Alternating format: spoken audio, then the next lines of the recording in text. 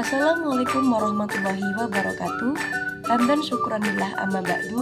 Kepada yang terhormat beliau Ibu Naila Romaniah SPSI MPD selaku dosen pengampu mata kuliah bimbingan konseling, dan tidak lupa pula kepada rekan-rekanku senasib seperjuangan semester 3 program pendidikan agama Islam yang insya Allah dimuliakan oleh Allah.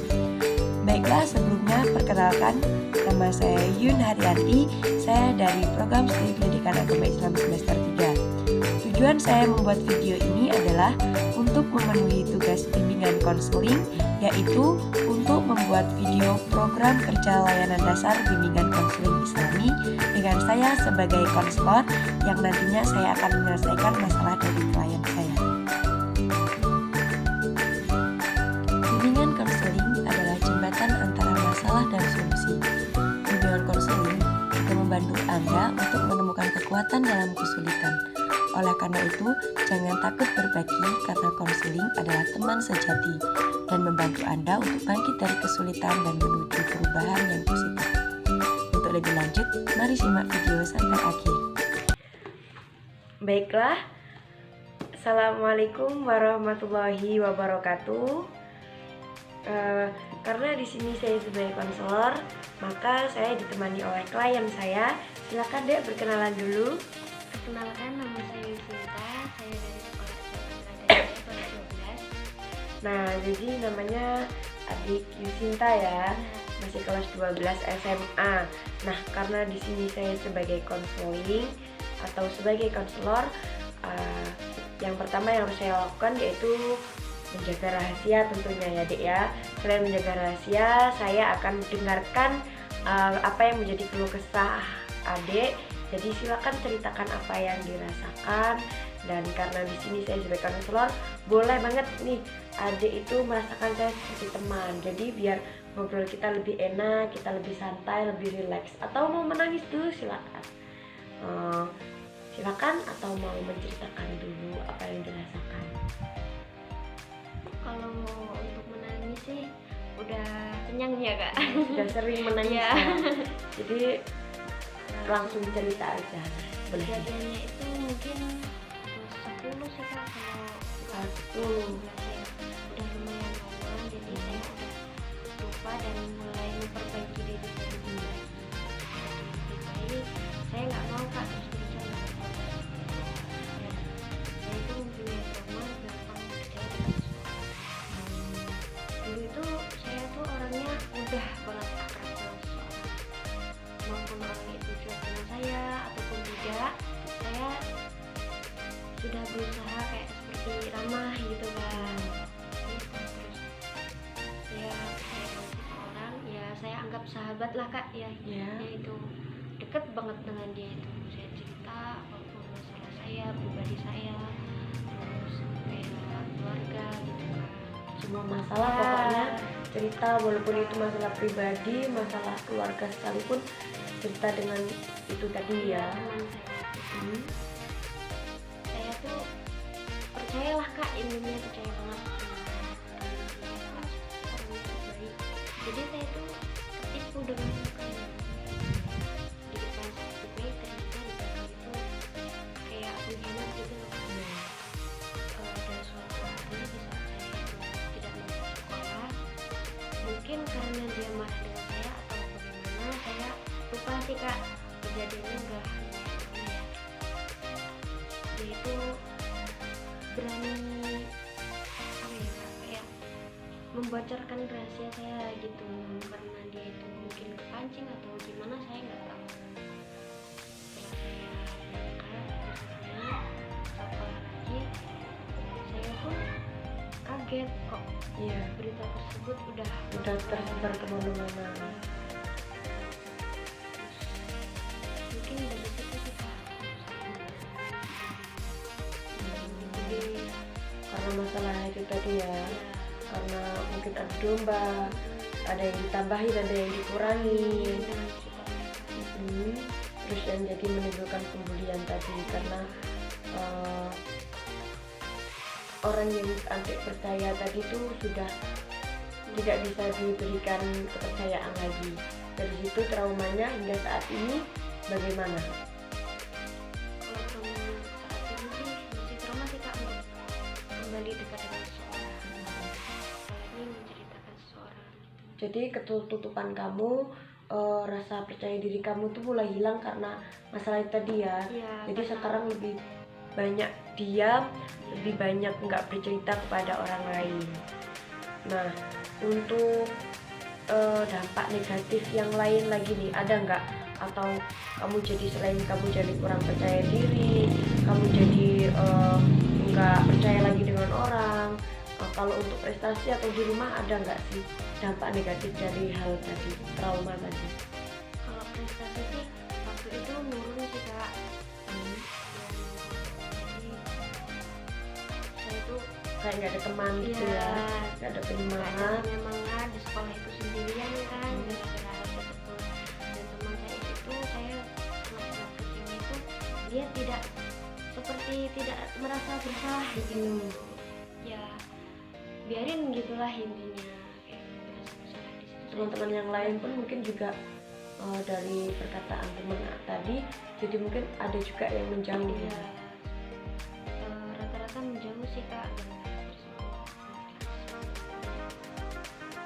Untuk solusi atau mau ke depannya gimana ini udah ada.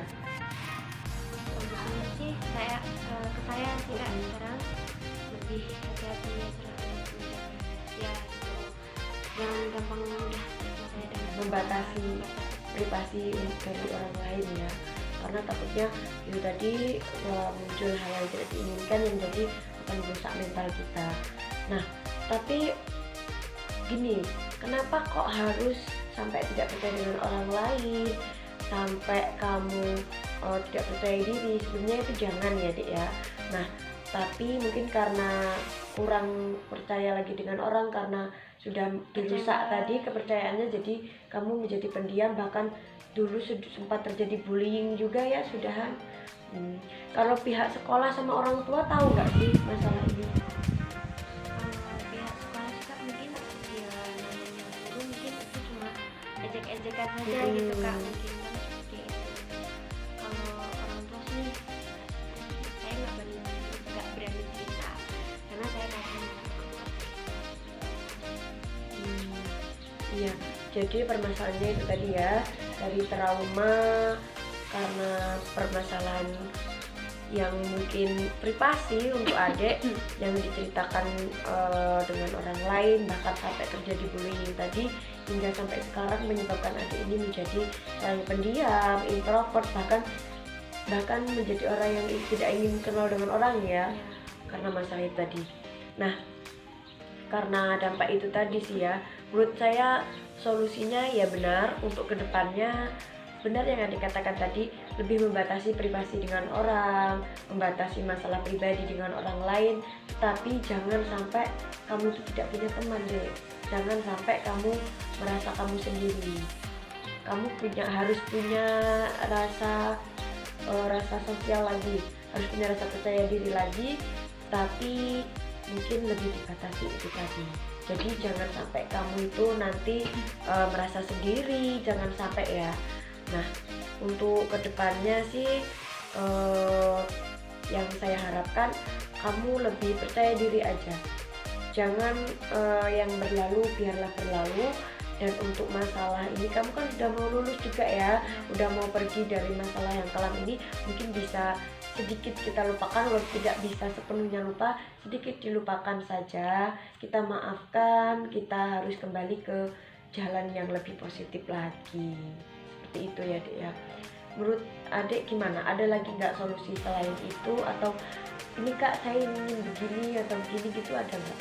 Karena juga ya memang yang katakan itu benar, mungkin dengan berdamai Dengan keadaan. berdamai dengan keadaan itu menjadi lebih baik lagi dari hal yang seperti ini.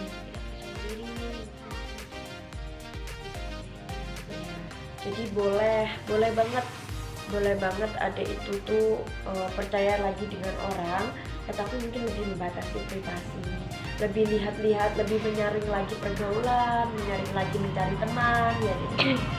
Nah, sejauh ini sudah plong belum? Apa Magi yang mau ingin diceritakan atau bagaimana mengenai solusi dari trauma adik dengan orang lain tadi yang membuat adik sampai menjadi sependiam, se-introvert, bahkan tidak ingin dikenal dengan orang lain? Mungkin itu ya, sudah cukup. Untuk kedepannya itu ya Dek ya, silakan dikit-dikit. Mungkin bisa percaya lagi dengan orang, boleh percaya lagi ya, karena semua orang itu tidak sama. Jadi tinggal adik aja untuk membatasi atau mengurangi privasi.